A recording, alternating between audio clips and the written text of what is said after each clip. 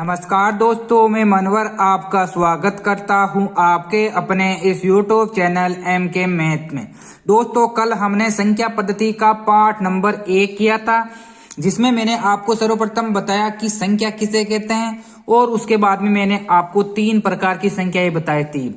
आज हम संख्या पद्धति का पाठ नंबर 2 करेंगे, जिसमें मैं आपको 2 प्रकार की संख्याएं बताऊंगा कि एक नंबर पे बताऊंगा कि भाज्य संख्या किसे कहते हैं और उसके बाद में बताऊंगा कि अभाज्य संख्या किसे कहते हैं। आज के वीडियो पर चलने से पहले मैं आपको जो कल बताई थी 3 प्रकार की संख्याएं, उसका एक बार रिपीट कर देता हूं ताकि आपको रटने की जरूरत नहीं पड़े।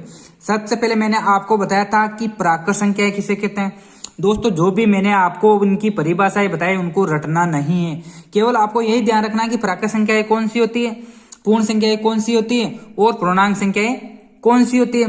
तो प्राकृत संख्याओं के अंदर अपने को केवल यही ध्यान में रखना है कि 1 से शुरू होकर अनंत तक प्लस के अंदर जितनी भी संख्याएं होती है, इस एक चीज इसके अंदर अपने को ध्यान में रखना है कि इसके अंदर न तो शून्य शामिल होता है और न ही माइनस की संख्याएं शामिल होती है। 2 नंबर पर हमने पढ़ा था कि पूर्ण संख्याएं किसे कहते हैं। तो पूर्ण संख्याएं क्या, जिसके अंदर जो प्राकृत संख्याएं है उसके अंदर यदि शून्य को भी शामिल कर लिया जाए, मतलब शून्य से लेकर अनंत तक जितनी भी संख्याएं हैं वो पूर्ण संख्या कहलाती है। लेकिन पूर्ण संख्याओं के अंदर अपने को ध्यान में रखना है कि इसके अंदर माइनस की संख्या शामिल नहीं होती। इसके बाद में मैंने आपको बताया था कि पूर्णांक संख्याएं कौन सी होती है। पूर्णांक संख्याएं माइनस से स्टार्ट करके शून्य और अनंत तक, मतलब माइनस अनंत से प्लस अनंत तक जितनी भी संख्याएं हैं वे सब की सब पूर्णांक संख्याएं कहलाती है। आपको समझ में आ गया होगा। आपको इनकी परिभाषा रटना नहीं है, नहीं इनको याद करना है, केवल अपने को ध्यान में रखना है कि प्राकृत संख्या किसे कहते हैं, पूर्ण संख्या किसे कहते हैं और पूर्णांक संख्या किसे कहते हैं। आज मैं आपको 2 प्रकार की संख्या बताऊंगा। एक नंबर पे बताऊंगा कि भाज्य संख्या किसे कहते हैं और उसके बाद में बताऊंगा कि अभाज्य संख्या किसे कहते हैं। तो सबसे पहले सीखते हैं कि भाज्य संख्या किसे कहते हैं। भाज्य संख्या है, सबसे पहले मैं आपको इसकी परिभाषा बता रहा हूं, उसके बाद में समझा दूंगा कि भाज्य संख्या किसे कहते हैं।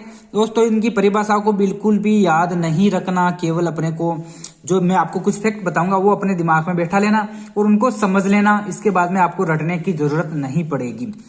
वह संख्याएं जो एक वे अपने अलावा किसी अन्य संख्या से भी विभाजित हो सके, अर्थात जिनके आसानी से अन्य अभाज्य गुणनखंड हो सके, भाज्य संख्याएं कहलाती है। इसको आपको रटना नहीं है, लेकिन यही ध्यान में रखना है कि वह संख्याएं, मतलब जिस संख्या के अंदर एक और अपने वाला, मतलब एक का भाग तो जाना चाहिए, खुद का भाग तो जाएगा, उसके अलावा कुछ ही अन्य संख्याओं का भी भाग जाए, मतलब वह संख्या जिसके अंदर एक का भी भाग जाए, खुद का भी भाग जाए और अन्य संख्याओं का भी भाग जाए तो वह भाज्य संख्या कहलाती है। और यदि उनका अभाज्य गुणनखंड भी करे तो वो भी आसानी से हो जाए तो यह भाज्य संख्या कहलाती है। 1-2 आपको उदाहरण बताता हूं ताकि आपको ये समझ में आ जाए।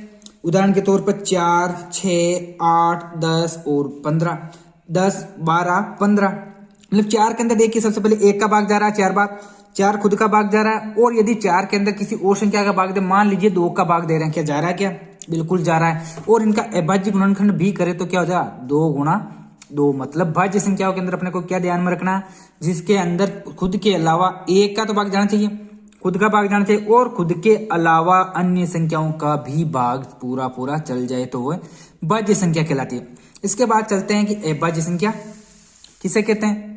अभाज्य संख्याएं वे संख्या, सबसे पहले इसकी परिभाषा बता रहा हूं, वे संख्याएं जो केवल स्वयं से या एक से विभाजित हो, अन्य से नहीं, अर्थात जिनके आसानी से अन्य अभाज्य गुणनखंड नहीं हो सके, अभाज्य संख्या कहलाती है।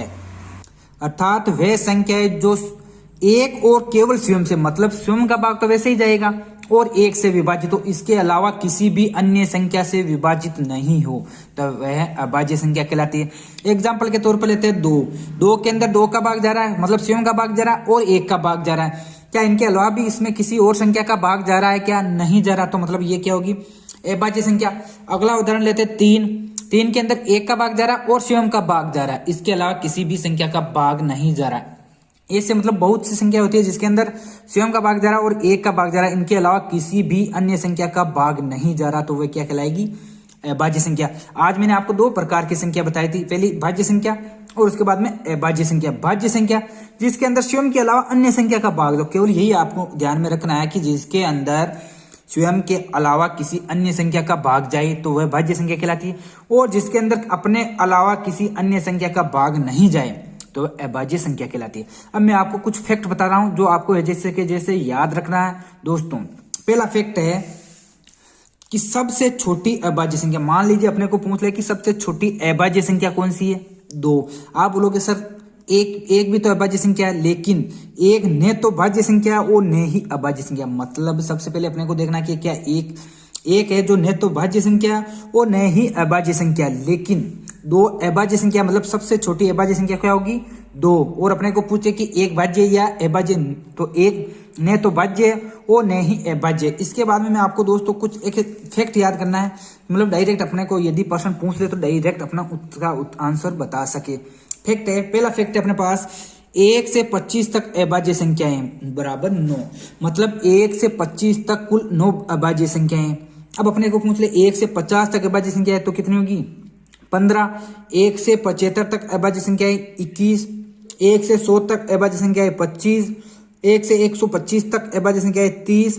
1 से 150 तक अभाज्य संख्याएं 35। 1 से 175 तक अभाज्य संख्याएं 40। 1 से 200 तक अभाज्य संख्याएं 46।